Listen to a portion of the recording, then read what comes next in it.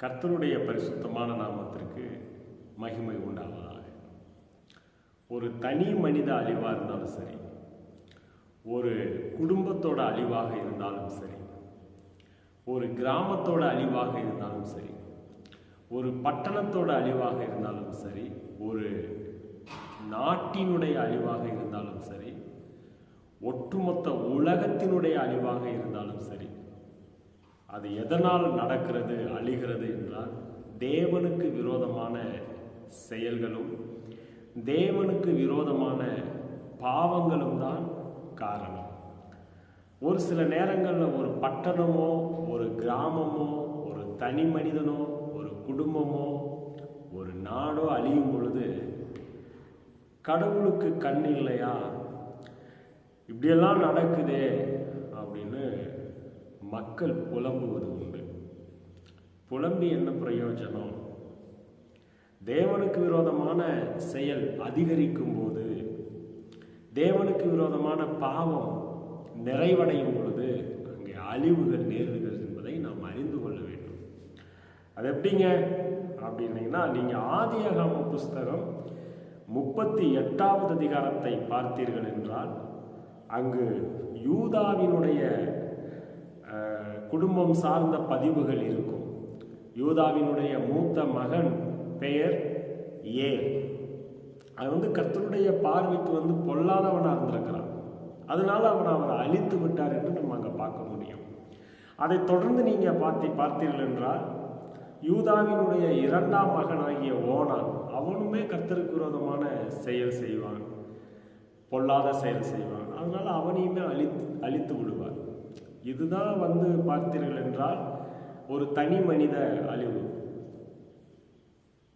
அதே போல 1 சாமுவேல் புஸ்தகம் அந்த 2ஆம் அதிகாரம், 3ஆம் அதிகாரம், 4ஆம் அதிகாரங்களை நீங்கள் பார்த்தீர்கள் என்றால் ஏலியினுடைய குடும்ப அழிவு இருக்கும். ஏலி மற்றும் ஏலியினுடைய மகன்களுடைய அழிவுகள் அங்கே இருக்கும். அதுவுமே பாவம் தான் காரணம், தேவனுக்கு விரோதமான செயல்தான் காரணம்.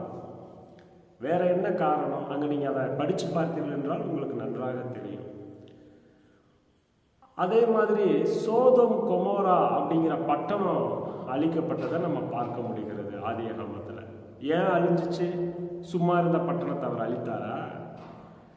தேவனுக்கு விரோதமான செயல் அங்க நிறைந்து காணப்பட்டது, பாவ செயல் அங்கு நிறைந்து காணப்பட்டது.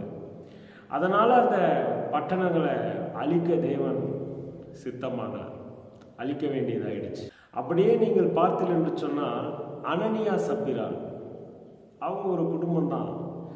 நியூ டெஸ்டமென்ட்ல அப்போஸ்தலர் புஸ்தகத்தில் அவர்களுடைய வரலாறு இருக்கும் 5ஆம் அதிகாரத்தில். தேவனிடத்தில் அவங்க உண்மை இல்லாதவர்களாக இருப்பாங்க. பேதுருக்கிட்ட பொய் பேசுவாங்க. கணவனும் இறந்துடுவான், மனைவியும் இறந்துடுவாங்க.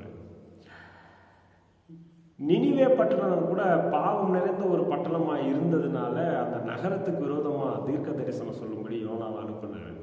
அவங்க மனம் திரும்பி தங்களுடைய பாவங்களை எல்லாம் விட்டு விலகி ஃபாஸ்டிங் இருந்து அழிவுக்கு தப்புனாங்க. ஒருவேளை யோனா தீர்க்க தரிசி அறிவித்த பின்பும் கூட நாங்கள் அந்த பாவத்தில் தான் நிலை கொண்டிருப்போம் அப்படின்னாங்கன்னா வாய்ப்பே இல்லை, அந்த பட்டணமும் அழிந்திருக்கும்.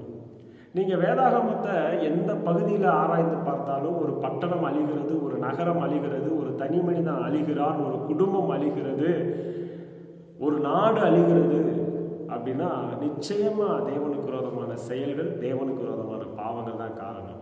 நோவா காலத்தில் ஒட்டுமொத்த உலகத்தையும் தேவன் அழித்தார். சும்மாவா அழித்தார்? ஒட்டுமொத்த உலகமும் தேவனுக்கு விரோதமான பாவத்தில் ஊறி திளைத்து கொண்டிருந்தது. அதுலேயும் பாருங்க, நோவா நீதிமானா இருந்ததுனால அவரையும் அவருடைய மகன்களையும் மருமகள்களையும் அவருடைய மனைவி ஆகிய 8 பேரை தேவன் காப்பாற்றினார். நம்மிடத்தில் தேவனுக்கு விரோதமான செயல்கள் இருக்கிறதா, நம்மிடத்தில் தேவனுக்கு விரோதமான பாவங்கள் இருக்கிறதா அப்படின்னு நம்மை ஆராய்ந்து பார்த்து, அப்படி இருந்துச்சுதே ஆனால் நம்மை சரி செய்து தேவனுக்கு பிரியமானவர்களாக சத்தியத்தின் பிள்ளைகளாக வாழ நாம் கற்றுக்கொள்ளும் பொழுது அவர் நம்மை வாழ வைப்பார். கர்த்தர் உங்களை ஆசீர்வதிப்பார்.